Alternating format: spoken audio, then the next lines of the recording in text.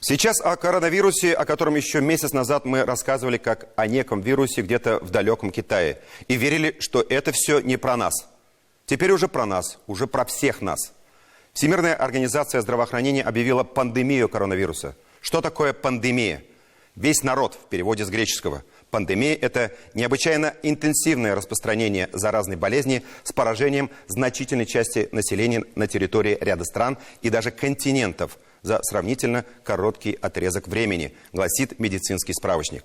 Заявление Всемирной организации здравоохранения – это признание масштабов распространения заболевания, чтобы принять меры по их предотвращению. По поручению президента Рустама Минниханова в Татарстане вводится особый санитарно-эпидемиологический режим до 15 апреля. Чиновникам запрещено выезжать за рубеж. Переносятся крупные мероприятия. Проблемы возникли и у всех, кто за границу успел попасть, но теперь не может выехать обратно. В замкнутый финансовый круг попали и туроператоры. Они готовятся к падению прибыли на 60%. Родителям и школам в весенние каникулы рекомендовано отказаться от поездок даже за пределы Татарстана. Организаторам массовых мероприятий, руководителям предприятий и организаций всех форм собственности предложено принять необходимые меры по предупреждению заболевания сотрудников.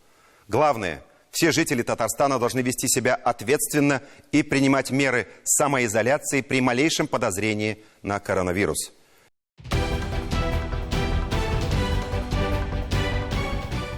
Все выпуски программы «7 дней» смотрите на YouTube-канале ТНВ.